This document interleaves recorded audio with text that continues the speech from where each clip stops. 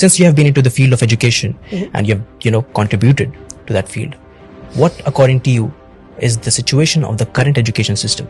Okay, very interesting question, and this might take like 5 minutes for me to answer this question. No worries, all yours. I think let me divide this into 4 to 5 points. I think पहला तो ये कि जो हमारे पास आज education system हमारे India में है, क्या ये हमारा अपना एजुकेशन सिस्टम है? Sadly no. This education system was left behind by the Britishers. British ने जो एजुकेशन सिस्टम हमें दिया है वही आज हमारे पास है, with little changes in it. अब ब्रिटिश की एजुकेशन सिस्टम करती क्या है? ये एजुकेशन सिस्टम बनाता है जॉब सीकर्स, ये एजुकेशन सिस्टम बनाता है कॉर्पोरेट स्लेव्स. तो ब्रिटिश ने एक ऐसा एजुकेशन सिस्टम लाया, ऐसे लोग मिल सके जो उनको क्वेश्चन ना कर सके, ऐसे लोग मिल सके जो क्रिटिकल थिंकिंग ना कर सके. तो ब्रिटिश की एजुकेशन सिस्टम आपको कॉर्पोरेट स्लेव्स बनाती है, ब्रिटिश की एजुकेशन सिस्टम हमें जॉब सीकर्स बनाती है. But India today needs job providers. दूसरी जो गड़बड़ी हमारे एजुकेशन सिस्टम में क्रीप कर गई वो ये कि हमने पूरी एकेडमिक्स को पास और फेल के मयार पे लाके खड़ा कर दिया. इंटरेस्टिंग.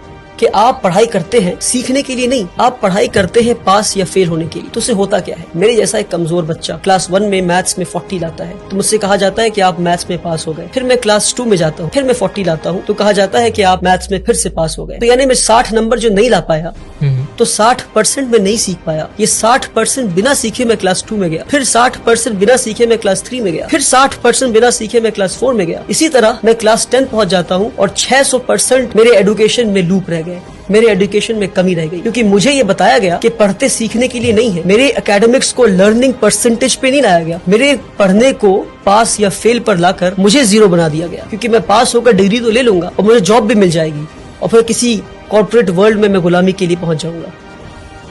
तो एकेडमिक्स को पास और फेल से निकालना होगा बाहर हमें और लर्निंग परसेंटेज पे लाना होगा. किसी ने 40 लाया तो 40% सीखा आपने, 60% नहीं सीखा आपने. सीखे फिर आगे बढ़े, जितना सीख सकते हैं सीखे अपने कैलिबर के हिसाब से, फिर आगे बढ़े. अगर आप 99 लाते हैं तो 99% सीखा आपने, आप टॉप नहीं कर गए.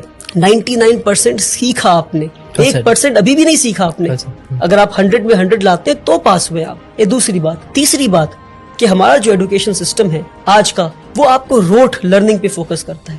आप पढ़ते जाते हैं पढ़ते जाते हैं पढ़ते जाते हैं पर आपको पता नहीं आप क्या पढ़. आपने पढ़ा होगा कि इंडिया में जो फूड ग्रेन्स है वो मिलेट है, बाजरा है, जौर है. ये पढ़ा आपने, पर कभी देखा आपने इन चीजों पढ़ा है, but I have not seen it. Correct. मैंने भी कभी देखा नहीं. मेरे ख्याल से मिलेट ऑन पर्पस नहीं दिखाया गया इसको. बाजरा तो अगर आप बाजरा देख लेते तो आप पता करते कि बाजरा उगना क्यों बंद हो गया है. हाँ, बंद हो गया. That's what I'm saying.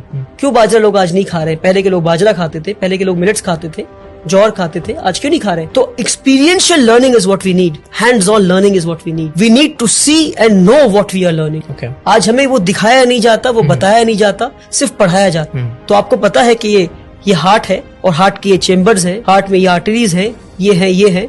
मगर आपको कभी इंसान का दिल दिखाया जाए तो आप बोलेंगे भैया ये क्या है? प्रैक्टिकल. ये practical learning is what we need आज के दिन पे. Hands on experiential learning. तीसरी चीज. तो चौथी चीज है वो ये कि हमारे एजुकेशन को हमने समझा कि एकेडमिक्स ही एजुकेशन है. क्या?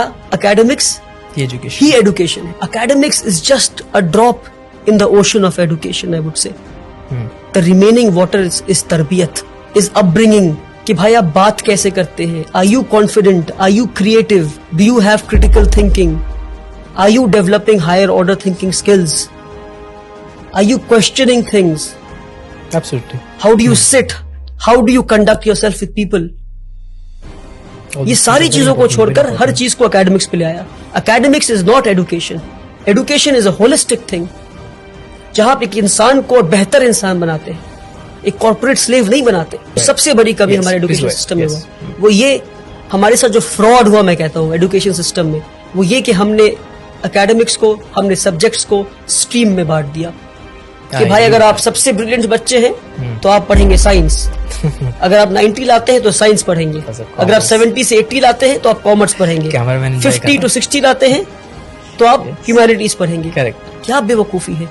यानी कि जो इंसान साइंस पढ़ के एटम बॉम्ब बनाना सीख रहा है उसके पास कोई हक नहीं कि वो साइकोलॉजी और सोशियोलॉजी पढ़ के ये समझे कि एटम बॉम्ब को इस्तेमाल नहीं करना था. तो अगर एटम बॉम्ब बनाने वाले ने सोशियोलॉजी और साइकोलॉजी पढ़ा होता और एटम बॉम्ब जिसके हाथ में पहुंचा अगर उसने साइकोलॉजी और सोशियोलॉजी पढ़ा होता तो उसे पता होता कि बॉम्ब फोड़ना नहीं था.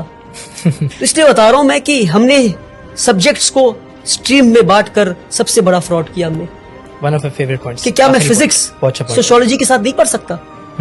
क्या मैं केमिस्ट्री हिस्ट्री के साथ नहीं पढ़ सकता? क्यों नहीं पढ़ सकता? अच्छा, कि अगर मैं आखिरी बात, अगर मैं साइंस पढ़ रहा हूं मैं, तो क्या मेरे पास हक नहीं कि मैं अकाउंट्स भी पढ़ूं मैं? तो आज जरूरी है मल्टी डिसिप्लिनरी लर्निंग का। But you're an expert of one thing. If people ask that, what would you say?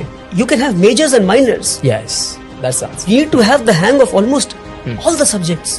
Makes sense. You need to learn accountancy. You need to know economics. You need to know history. You need to know sociology. You need to know psychology. You can be an expert of history, but you need to know the basics of physics. और हमारे साथ ये fraud किया गया। आप physics पढ़ेंगे पर आप हिस्ट्री नहीं पढ़ सकते, आप सोशियोलॉजी पढ़ेंगे पर आप केमिस्ट्री नहीं पढ़ सकते। क्यों किया हमारे साथ ये फ्रॉड आपने? क्यों? क्योंकि आपको कॉर्पोरेट स्लेव्स चाहिए थे। आपको इजी वे बच्चों को देना था कि भाई ये पढ़ो, नंबर लाओ, पास हो, टॉपर बनो, आके हमें सर्व करो। सैडली